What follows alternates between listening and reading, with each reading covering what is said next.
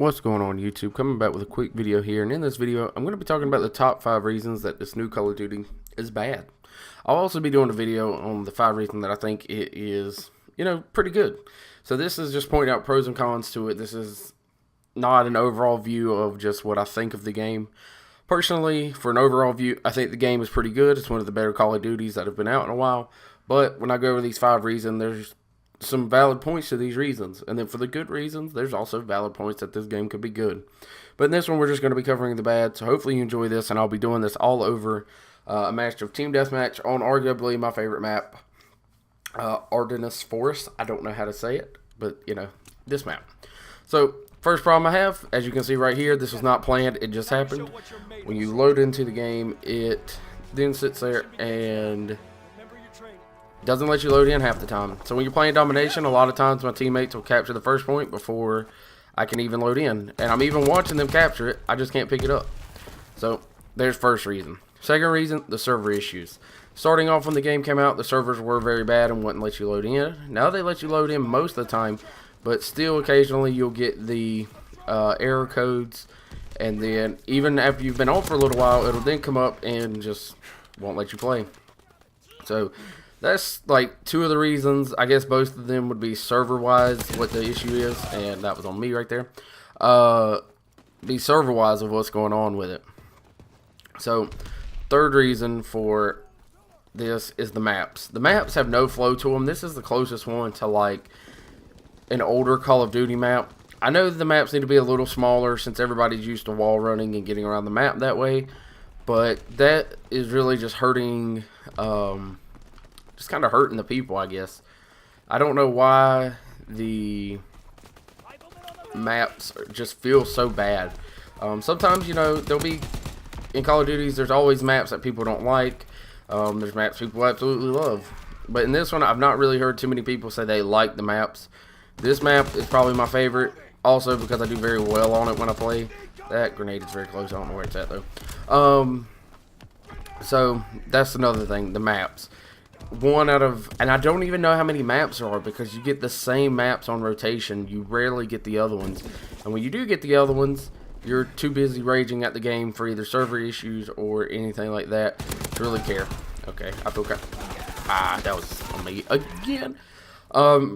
Also, I know I wasn't going to really be mentioning good things, but I do like how they have the one-hit melee for if you have the bayonet on the end. That's a pretty good thing. So those are like some of the main issues.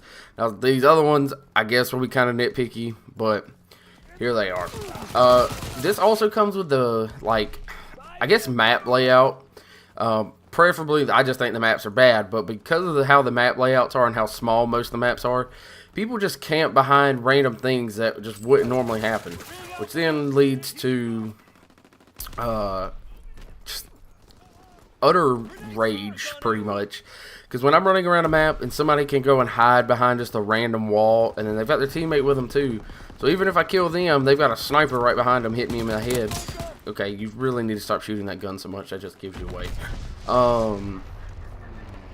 That's a big problem, just the camping in the game, which I know can't just be the players. If there was actually good players, they wouldn't be camping so much, yada yada. I understand that, but you also, hey buddy.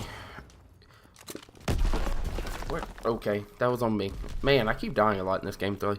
But anyways, that is reason number 4. Just the players around the game are not helping it with the cruddy maps. Like, if the maps were as bad as I think they are, to be honest, and you had like good players that didn't camp so much, wouldn't be that big of a deal. But since everybody's wanting to camp and hide and all that, that can kind of be an issue there. Ooh, that's on me. How am I living through some of these things? And then, for the final reason, this is probably the most nitpicky, not nitpicky, but it happens in every Call of Duty and is rarely ever fixed, but in this one, I believe it's gotten a lot worse. Just the feel for spawns. Now spawns, I know in this game, they let you get spawn killed quite a bit more.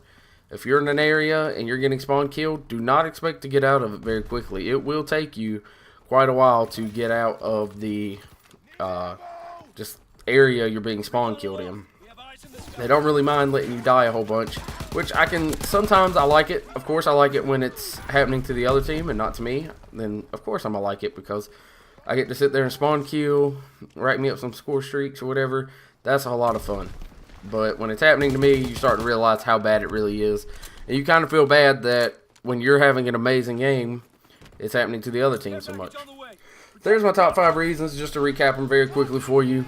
The spawns of the map, the players on the maps themselves, just how the layouts are, and then the servers not being great, which is causing a lot of people, even on day 1, that took off for like work and stuff to do it, could not play the games, which I think is kind of dumb. I mean, I've taken off a day of school before to play, so I don't think that's dumb. I mean, if you like a game this much and it's like your one game that you're going to play all year, I understand wanting to take a day off and do it, which is perfectly fine.